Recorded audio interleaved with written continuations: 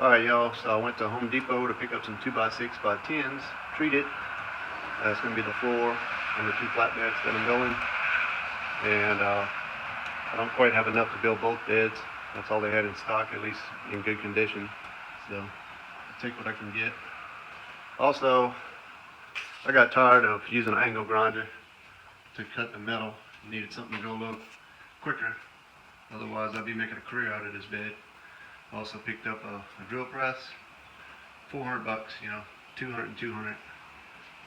Got the wood and everything on the Home Depot card, 6 months interest free. Why not? So I'm going to get all this set up and I'll get back at it. Another thing I picked up at the Home Depot is this slotted angle iron. It's 1.5 inch, 14 gauge. I got 2 at 8 foot long, and I'm going to cut them to length to fit in that C-channel up front and 1 in the back. And the purpose of that is it's going to hold my 2x6s from, you know, going up and down. It's going to hold it in place. And what I'm going to do is bolt that in place. That way I don't have to worry about metal on metal, paint it or anything, rust getting behind it. And what I'll do is probably leave like a 1/4 inch gap, you know, with this stuff here from the C-channel when I bolt it up. That way no water collects there or anything like that.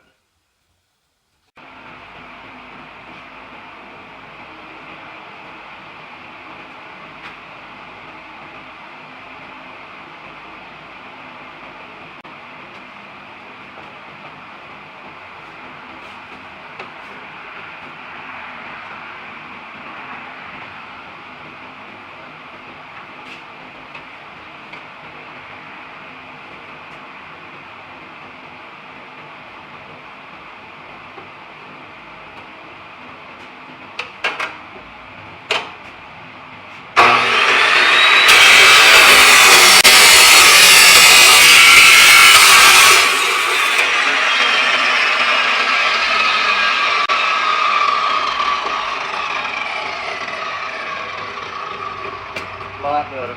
Well worth the $200.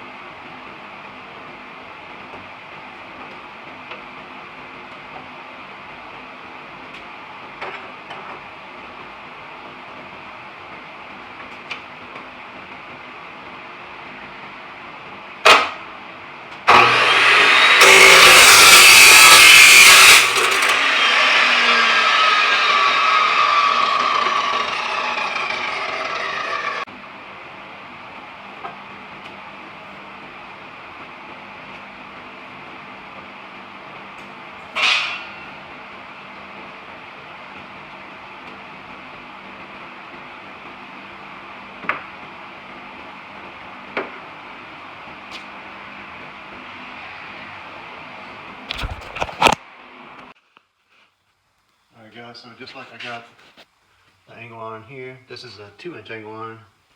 I've got 1.5 inch right here. So the way I got it set up, I'm going to bolt it, you know, I'll probably put 4 bolts and bolt it to this.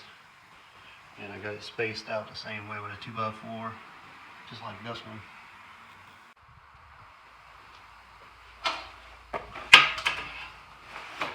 Alright, so I'm going to bolt my angle iron. I drilled my holes already. As you can see, I got a bolt sticking through. I'm going to show you how I'm going to bolt this on here first. First thing I'm going to do is put all my bolts through.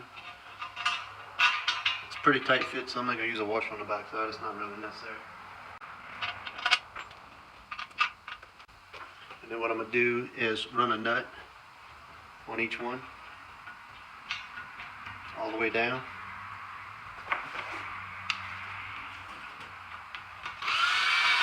The other one.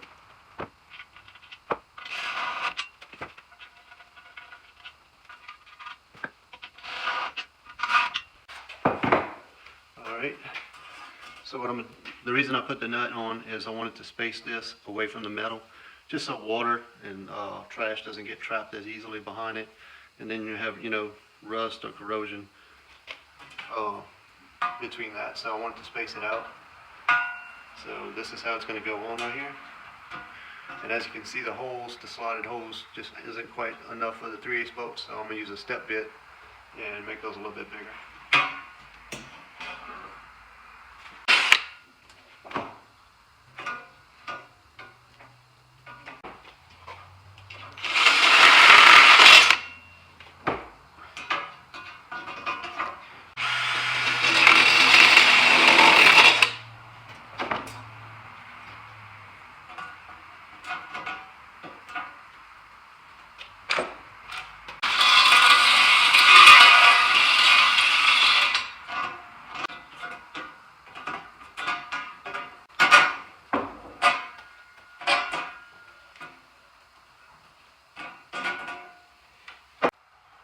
Alright, so I got it on. It took some finessing. I used this 1/2" step bit to, I went all the way through with it, made some 1/2" holes for the 3/8 bolts to make sure I got a little bit of wiggle room. But it's on. So, like I said earlier, I got the bolt, and the nut is spacing it out, about 1/4 inch, I guess, 3/8 of an inch from the C channel. And now I'm going to put a lock washer and a nut.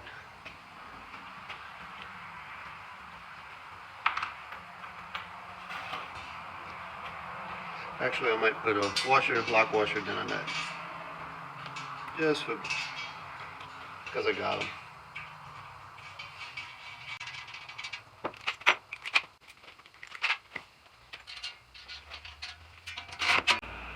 Alright, got that piece in. Got my little piece of wood and this to make sure, I got the same amount of clearance all the way through. Let's get the other side. Alright, here's the other side. Got my little pieces of wood, got my spacers. So I got it marked already, 6 inches and then 2 foot, and then 2 foot and 6 inches. So what I'm going to have to do is, like I did on the other one, make this a 1/2" hole, and to where my bolt can go in there easy.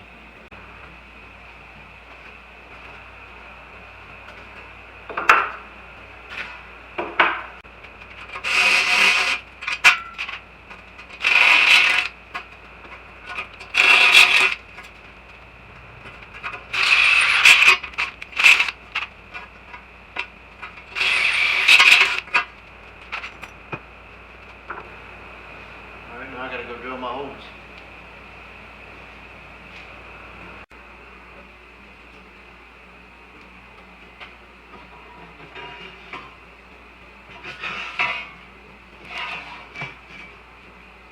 Using a 3/8 drill bit. So I don't know if you can see that. Let's see. Yeah, it's got a little X. You can line it right up. It's also got a little light, which is pretty neat.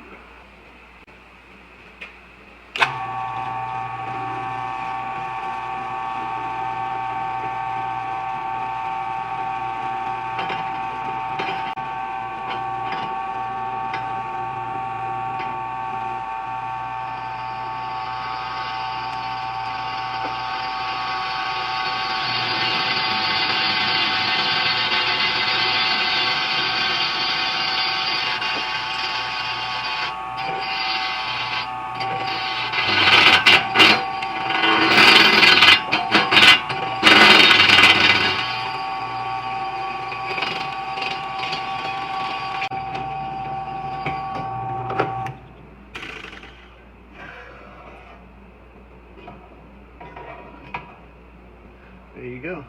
That's some real thick stuff, 3/16 thick. That's pretty tough to drill through. He did a pretty good job. No complaints. Alright, so I got my bolts in, all 4 of them. Got my nuts on. No washers, just bolts and nuts. And, just snug them up. I already have my holes drilled up to 1/2 inch where they line up.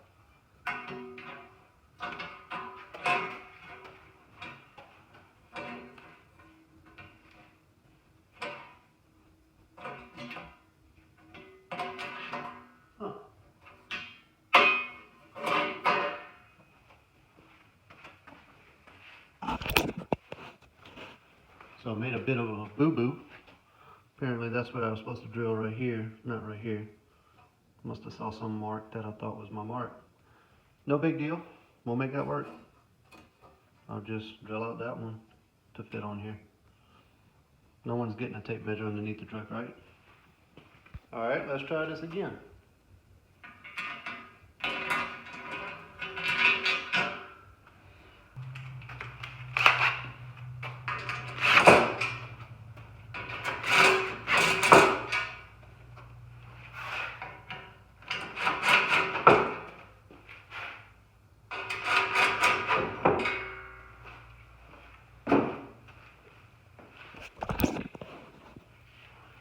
There we go.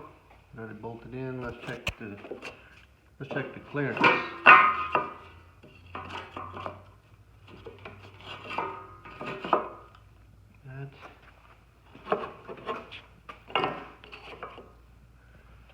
That's what I'm talking about. Little modifications. That'll be our little secret. Nobody else has to know about that. Alright, here's where we're at. We got this side in. Got the whole stack of wood in the shop now drying off from the rain. And I have this piece in. So I guess the next thing to do is to cut down these to size. And they have to fit this way. So let's get on that. Alright, so the measurement I'm coming up with inside the seat channel from front to back is 119.5. I'm going to start with that. I may have to trim a little bit to see how long I'm going to need it.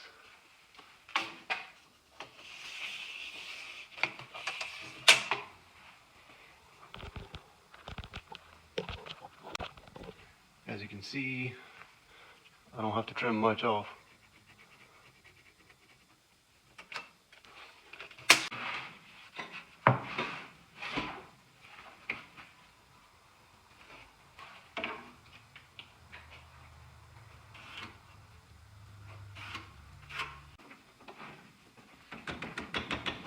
Finally went ahead and put a new blade on this thing.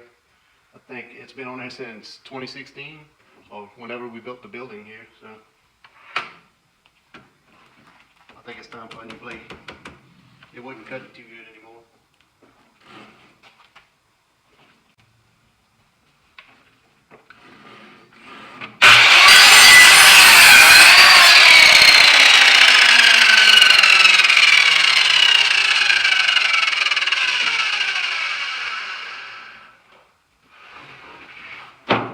Let's try that.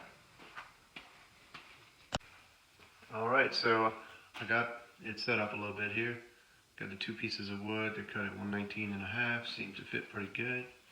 Got one on this side, one on that side. I've got it spaced 1/8 of an inch underneath it because of the thickness of the seat channel, so I'm trying to, keep it all flowing. And also have a little bit spaced right here because of the rhino liner that's going to be on the metals. Gonna account for that too. So the metal is pretty much flush, just like I showed before. And the wood right here to here is 12 inches all the way through on both sides. And the reason for that, I've been kind of brainstorming on where to put the spare tire. So the fuel tank's right here. Most spare tires on trucks, they fit there and the fuel tank's up there. Well, mine is right here, so my only option is to put it on the back of the headache rack or on top of the headache rack going over the cab of the truck, which I'm not too fond of that idea. I want to keep everything as low as possible. And I don't have a problem with it being on the back of the headache rack that way, but the spare tires anywhere from 11 to 12 inches wide. And, that's going to take up a lot of real estate here on this platform. And the mowers, when they drive up, I need it to go as far up as possible. And I'll be bumping in that tire, so that's not going to work. So I watched a video a while back. This guy, he did a Ford truck flatbed, and he did his spare tire going vertically, going into the bed right here. Not all the way down flush. Basically the top half was sticking out and then the bottom half was right below the rail, which it didn't look bad at all. I liked it. And what's good about that is from there to there, I can go all the way up and, you know, just have a little bit right here, a tire poking out. So if I back my mower up in my wheels, let's say they're 50 inches wide, I think I measured that one, it's like 48. With my bigger mower, it might be 50, 55 inches wide. I'm gonna measure right here on the outside to outside to see if I'll clear that tire, you know, where the engine's at, and you know. So let me see. So I went and measured it. So from the outside of this board to that outside of that board is pretty close to 53 inches. So I just might do that. I think I'll have enough room if I wanted to back the mower up or drive it forward. Not really concerned about the deck right there because I don't think it would interfere. The tire would come back 32, say 36 inches at the most. So I'll have to see. I'll have to brainstorm a little bit more. Alright, so I don't know if I mentioned it before, but I'm building this flatbed pretty much upside down. That's why the wood is all the way towards the floor, and the support braces are going, you know, with the galvanized piece and everything. So it would be flipped over. I don't know if I mentioned that. So my spare tire is going to be on the passenger side right here. So technically the spare tire is going to be right there, you know, flipped over right here. Alright, so I made another change. Originally I had this angle on here on this mark and this one on this mark, and it's 32 inches between these two, but I was looking at the distance between them. I think this is a little bit better. I think it's 39 inches, 40 inches, and 39 inches, roughly. So I'll probably evenly space that out. Alright guys, hopefully you can hear me out here with the traffic passing on the road. But I just wanted to kind of show a visual. Obviously this is just temporary. This will be coming off. This is what I've been rolling with lately, just so I don't throw rocks against my glass or throw rocks against other people. But the bed, I want to show kind of in reference to where it's going to land. It's going to be a 10-foot long bed. So the center of the wheel to the cab is 5 foot. So if you can picture it, you're going to go 5 foot to the back of the truck as well. And that I measured it out, it falls out almost to that bolt right there. Probably like right here. So if you can get the visual, let me back up and try to get a good shot of it. So you're looking at 5 foot from here to the cab and 5 foot out. More than likely I'm going to have a 36 watt bed right here. And on the other side is where the spare tire will go. I'll show you that. So that's the spare tire. It's right at 11 inches wide, and it's 32 in diameter. Actually it's 31, but I'm rounding up. And that's where the tire would be. The top of the tire would come right to the top of this, even with that right there. And the bottom of it will be right even with the step right here. So if you can picture the spare tire right there,